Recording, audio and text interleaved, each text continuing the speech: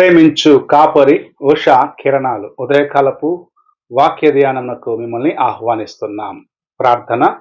స్తుతులకు పాత్రుడు అయిన గొప్ప దేవ, స్తోత్రార్హుడా, ఈ ఉదయకాల సమయానికై వందనములు చెల్లించుకుంటున్నాం. మమ్మల్ని నాయన ప్రేమించి ఈ దినము నీ కృప చేత మమ్మల్ని కాచి కాపాడి ఈ ఉదయకాలంలో నీ వాక్యం వినుటకు మాకు అనుగ్రహిస్తున్న కృప కొరకు వందనాలు తండ్రి. నీ కృప చేత మమ్మల్ని కాయచ్చు ఇలాగూ నడిపిస్తున్నందుకు స్తోత్రములు చెల్లించుకుంటున్నాం. దేవా, ఈ ఉదయకాలమున నాతోనూ మాతోనూ మాట్లాడము. నీ వాక్యమును విని గ్రహించుకొని వాక్యానుసారముగా మేము ముందుకు వెళ్ళుటకు నేర్పించమని యేసు పరిశుద్ధ నామమున అడిగి వేడుకుంటున్నాను పరమ తండ్రి, ఆమేన్. ఈ ఉదయకాలపు వాక్య భాగము మత్తయి సువార్త 12వ అధ్యాయము 36 మరియు 37వ వచనములను చదువుకుందాం. నేను మీతో చెప్పునదేమనగా, మనుష్యులు పలుకు వ్యర్థమైన ప్రతి మాటను గూర్చియు విమర్శ దినమున లెక్క చెప్పవలసియుండును. నీ మాటలను బట్టి నీతిమంతుడవని తీర్పు నొందుదువు, నీ మాటలను బట్టియే అపరాధివని తీర్పు నొందుదువు.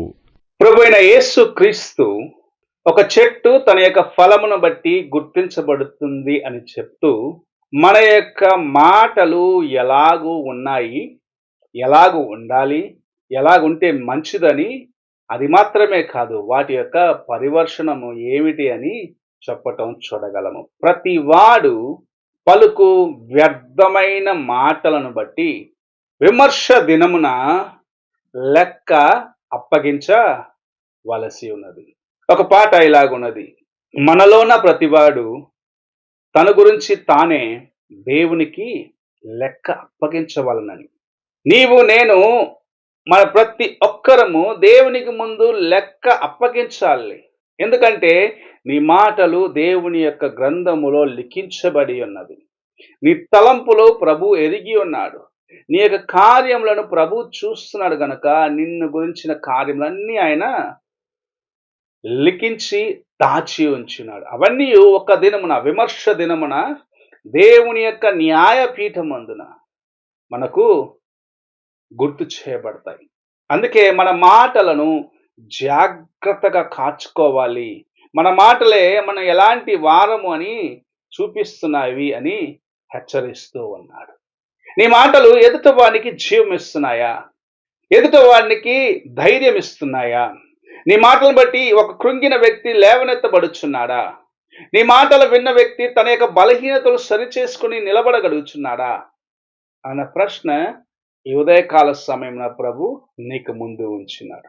నీ మాట విన్నవాడు తన్ను తాను గాయపరుచుకునే రీతిగా, అనగా దేవునికి దూరముగా వెళ్ళే రీతిగా నీ మాటలు ఉన్నట్లయితే, దేవుని యొక్క కృప నుంచి తొలగిపోయే జీవితమునకు అతనిని నీ మాటలు త్రోసినట్లయితే నిజముగా నీవు దేవునికి ముందు లెక్క అప్పగించవలసి ఉన్నదనేది జ్ఞాపకము చేసుకో. జీవము మరణము నీ నాలుక వశం ఉన్నదని దేవుని యొక్క వాక్యము సెలవేస్తున్నది.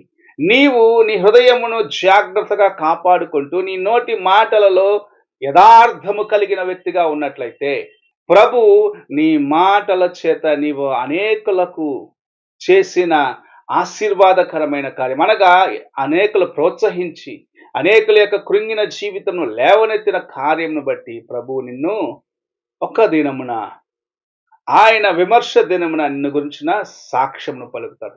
ఒకవేళ నిన్ను గురించి ఆయన సాక్ష్యము పలికినప్పుడు నీవు చేసిన పొరపాట్లు ఎత్తి చూపిస్తే, నీ మాటలు ఎంతమందికి హానికరముగా ఉన్నాయి, ఎంతమందిని కృంగదీసినాయి, ఎంతమందిని దేవుని సన్నిధికి దూరము చేసినాయని లెక్క నిన్ను అడిగితే నీవేమి చేయగలవో ఒక్కసారి నీవు పరీక్షించుకో. అందుకే ప్రభు సెలవిస్తున్నాడు, నీ హృదయంలో ఉన్నది ఎలాంటిదో నీ మాటలలో ఆయన తెలుసుకోగలుగుచున్నాడు. నీ హృదయము ఎదుట వాని పట్ల ఎలాంటి తలంపులు కలిగి ఉన్నావి అనేది ప్రభు నీ మాటల ద్వారా తెలుసుకుంటున్నాడు. ఆ మాటలను ఆయన దాచి ఉంచుతున్నాడు. ఆ మాటలు ఒక దినమున నీకు విరోధముగా సాక్ష్యము పలుకుతాయని దేవుని యొక్క వాక్యం హెచ్చరిస్తుంది.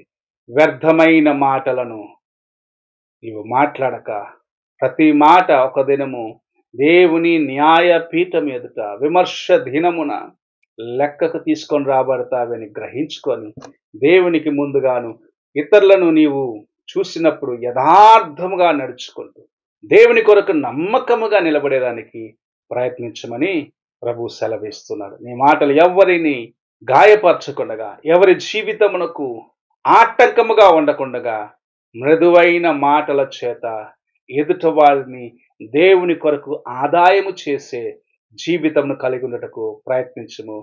ప్రభు నీ జీవితమును ఆశీర్వదిస్తాడు. ప్రార్థన చేసుకుందాం.